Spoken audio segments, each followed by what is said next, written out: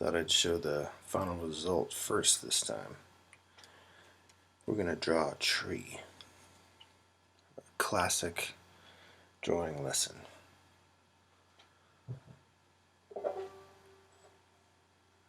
And this is the tree I've selected to use as a model.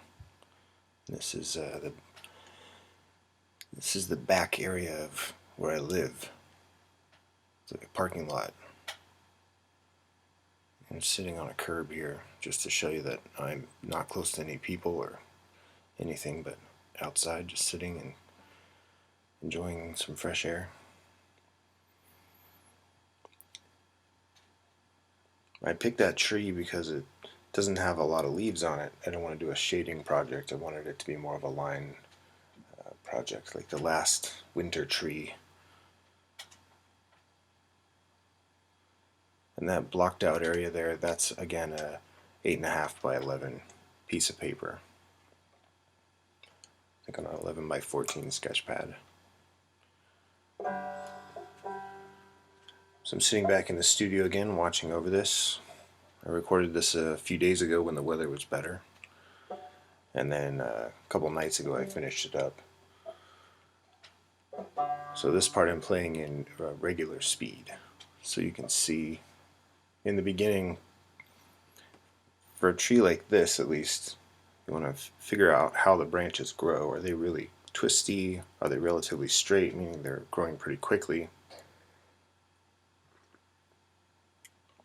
But here you can see that first cross, that first crux, where the trunk becomes a series of branches. You want to establish that first, and then you can kind of build out of that one area. Sitting with the banjo this time instead of the guitar. Try not to make it overpowering.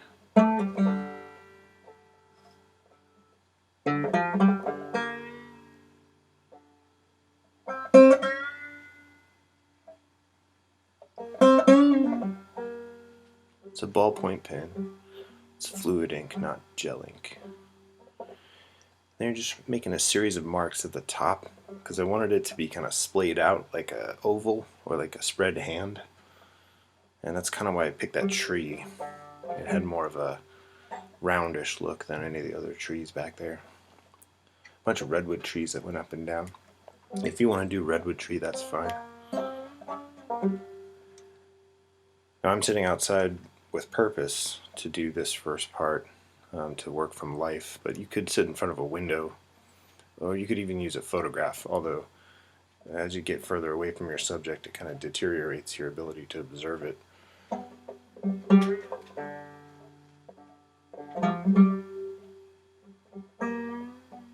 Drawing with almost dotted lines, there's a lot of breaks in those lines, so that later when the other branches start to cross and interweave through the perspective,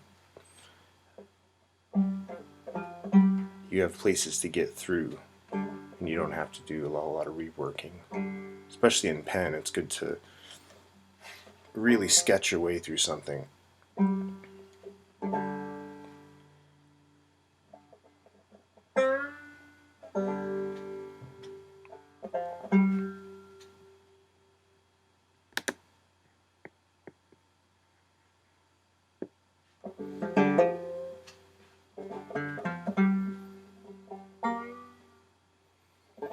It's a Uniball Vision Elite pen, favorite pen.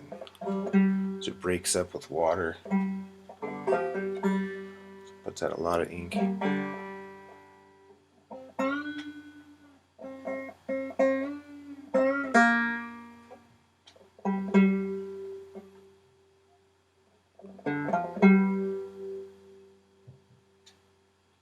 Again, the original tree is just a guide. I'm looking at the final piece right now. It doesn't look anything like that tree out there.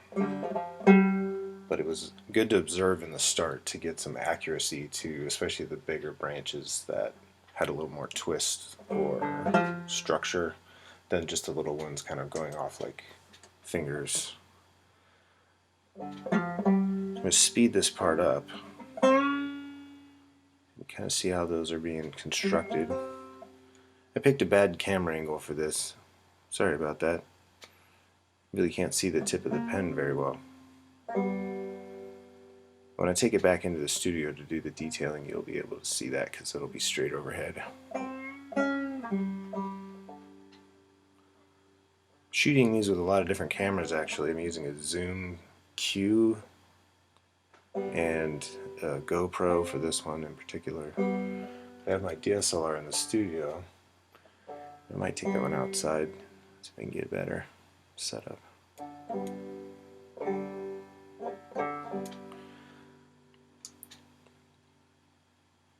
So really the point of this lesson is to really observe a tree, to figure out how it grew, to see the struggle of each branch, to try and build that into kind of a fuller character, especially the ones that don't grow the way you might think.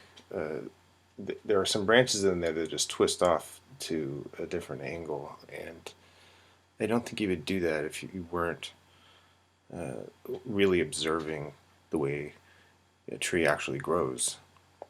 So really pick one that's nearby and has an interesting character to it.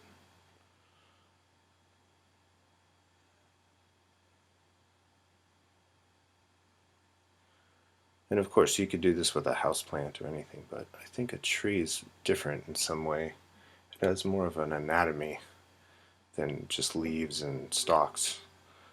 Though there's a musculature to it, especially if you heighten that in an oak tree or even a eucalyptus tree. Is very like long and sinuous, like a leg almost.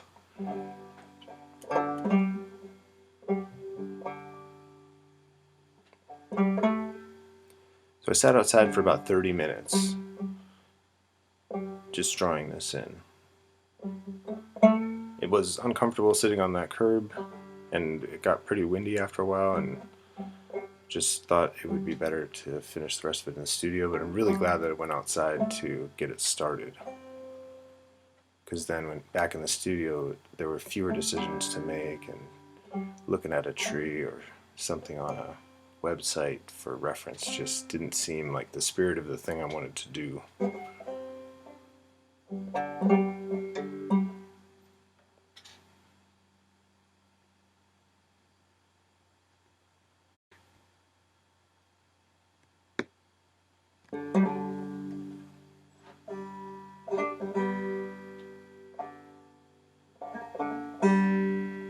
So this is sped up 900%. So the half an hour outside working on the sketch to get it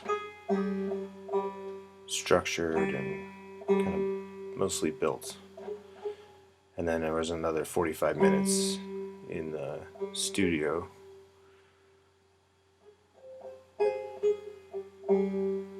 Just making a lot of little branches for that to fill out into.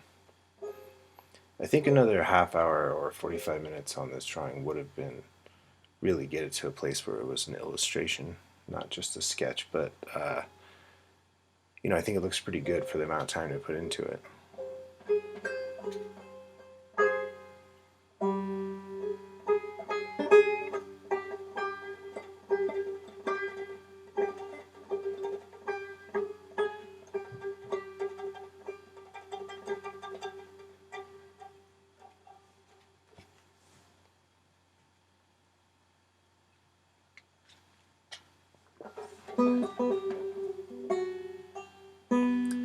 So there's some shadowing in there, branches kind of crossing over and winding around each other a little bit more than, definitely more than the tree actually had outside.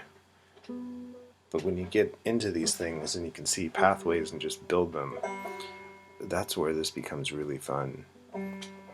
And if you were a comic book illustrator or a fantasy illustrator or anything like that, you might turn this into a character or a city or some kind of ruin.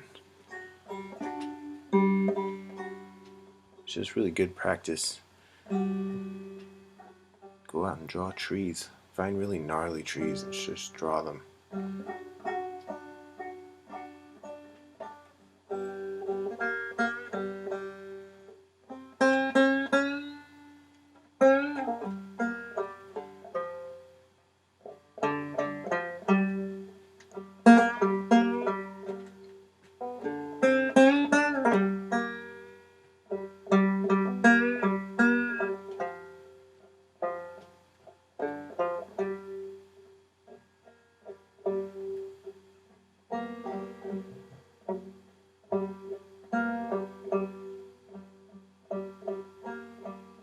So really thinking about that space and trying to fill that up, because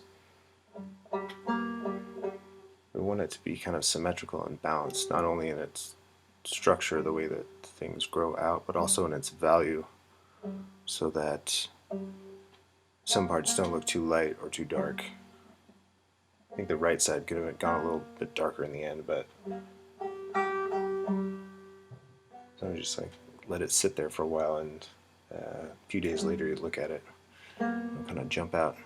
So these two drawing sessions were 2 days apart, one in the afternoon and one in the middle of the night.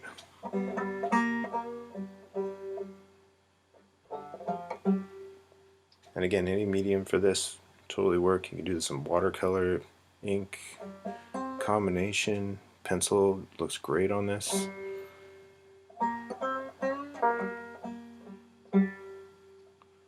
There's the black and white photograph I took of it.